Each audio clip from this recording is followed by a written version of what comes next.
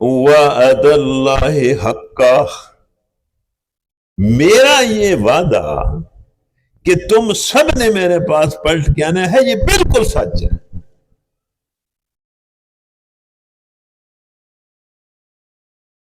کوئی بددماغ، کوئی پاگل، کوئی احمق اگر میرے نبیوں کی بات سن کے یا میری اس کتاب کی بات سن کے بھی نہیں مانتا تو وہ نہ مانے، اس کے نہ ماننے سے کوئی فرق نہیں پڑتا، میرا یہ وعدہ بالکل حق اور سچ، یہ ہو کر رہے گا۔ اور اس لیے ہو کر رہے گا جس طرح پہلے میں نے آپ کو بات سمجھائی ہے، اِنَّهُ يَبْدَأُ الْخَلْقَ ثُمَّ يُعِيدُهُ، اس لیے ہوگا کہ جس اللہ نے تمہیں پہلی بار پیدا کیا ہے وہی تمہیں دوبارہ پیدا کر لے گا۔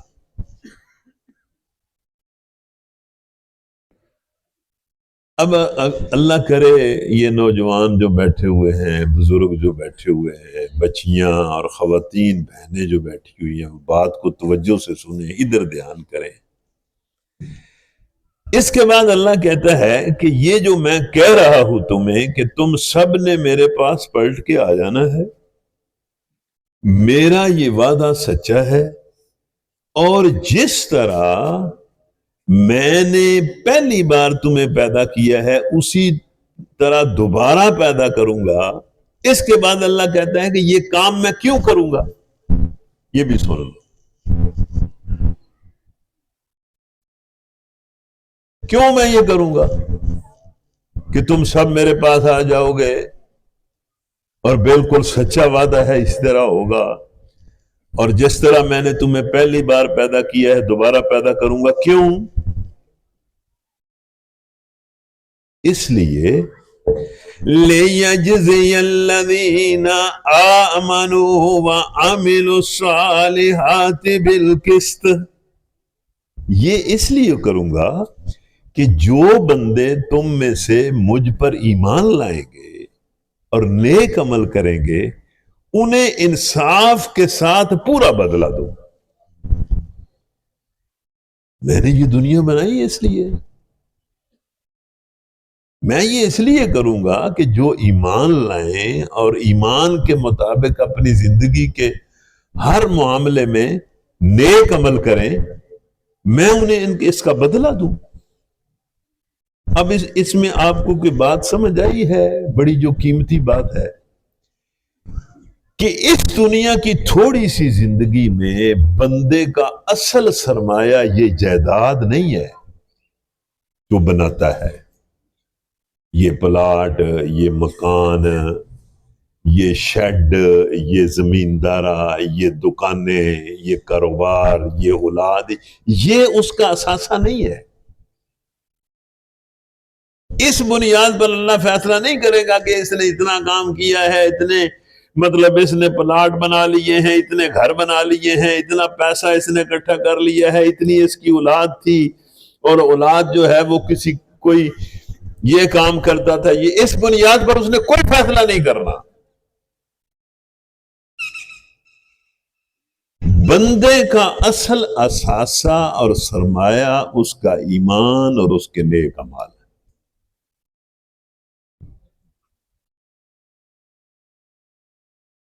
جس کے پاس ایمان اور نیک عملی کا اثاثہ ہوگا اس کو بدلہ ملے گا۔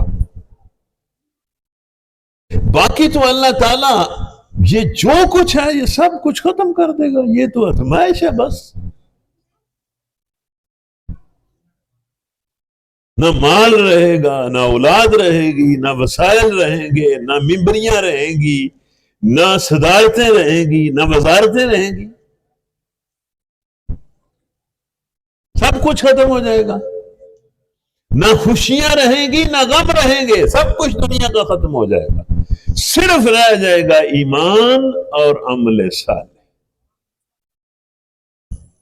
اور اللہ کہتا ہے کہ یہ جو میں تمہیں کہہ رہا ہوں کہ میں سب کو جمع کروں گا، میرا یہ سچا وعدہ ہے، جس طرح پہلے میں نے تمہیں پیدا کیا ہے دوبارہ اس لیے کروں گا کہ جو تم میں سے مومن ہے اور نیک اعمال کرنے والے ہیں ان کو ان کا اچھا انصاف کے مطابق بدلہ دوں. اور پھر دوسرا کیا کروں؟ اس کو بھی آپ سن لیں. اللہ کرے کہ ہم ان لوگوں میں ہوں جنہیں اللہ ایمان اور اعمال صالحہ کی بنیاد پر اچھا بدلہ دے. لیکن یہ اپنے آپ کو دیکھیں کہ کیا ہم دنیا میں اس ایمان اور اعمال صالحہ کے لیے سب کچھ کر رہے ہیں؟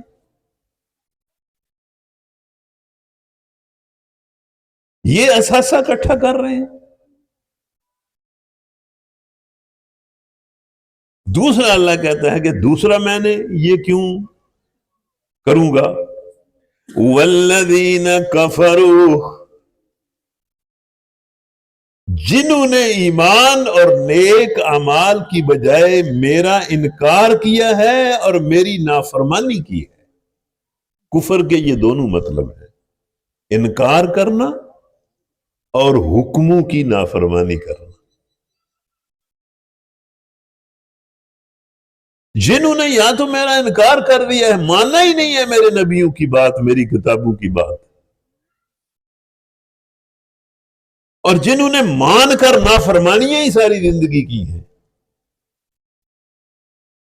جنہوں نے انکار کیا ہے یا نافرمانی کی ہے، لہم شراب من حمیم، میں نے یہ قیامت کا دن اس لیے بنایا ہے اور تمہیں اس لیے اکٹھا کروں گا تاکہ ان کفر کرنے والوں، ان انکار کرنے والوں، ان نافرمانیاں کرنے والوں کو میں شدید دردناک عذاب دوں، انہیں پینے کے لیے کھولتا ہوا پانی دوں،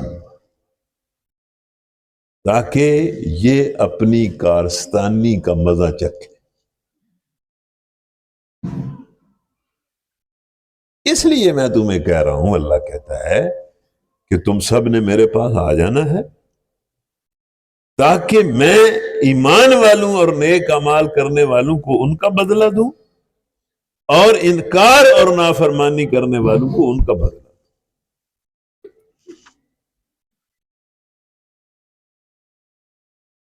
اور جس اللہ نے یہ کام کرنا ہے اس کو تم اس کی نشانیوں سے پہچان سکتے ہو.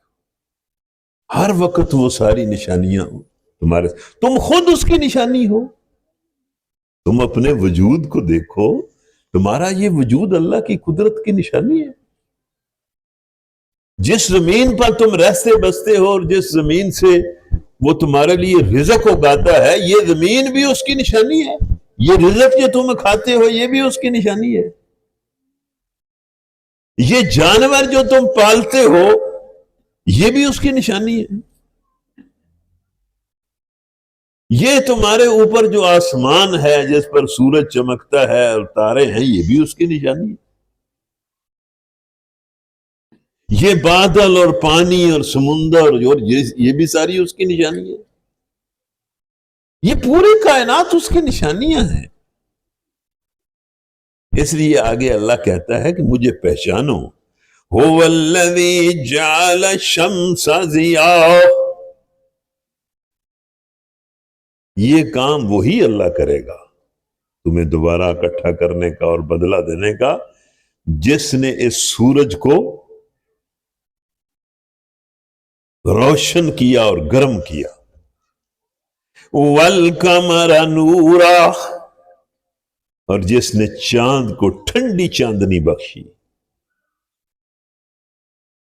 وَقَدَّرَهُ مَنَازِلَ لِتَعْلَمُوا عَدَدَ السِّنِينَ وَالْحِسَابَ، اور سورج اور چاند کی منزلیں مقرر کی تاکہ تم دن اور رات کا حساب لگا سکو. یہ جو دن رات بنتے ہیں نا ہمارے، یہ ہفتے، یہ دن، یہ مہینے، یہ سال، یہ اس نظام کی وجہ سے بنتے ہیں.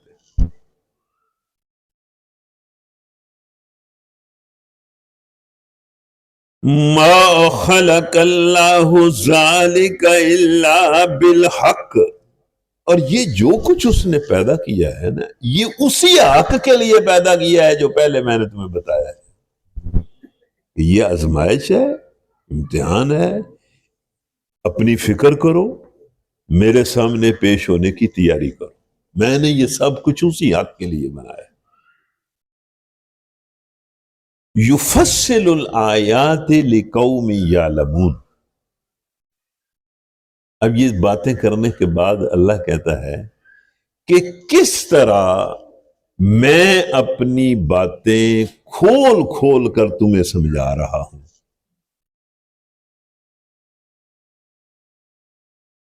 تاکہ تم بات کو سمجھو. کوئی اس میں کوئی ایسی کوئی بات نہیں ہے کہ تمہیں سمجھنا ہے. میں بڑی سادگی سے کھول کھول کر ساری باتیں تمہیں سمجھا رہا ہوں. پھر دوبارہ اللہ کہتا ہے کہ غور کرو میری کائنات پر. ان فی اختلاف اللیل والنہار وما خلق اللہ فی السماوات والارض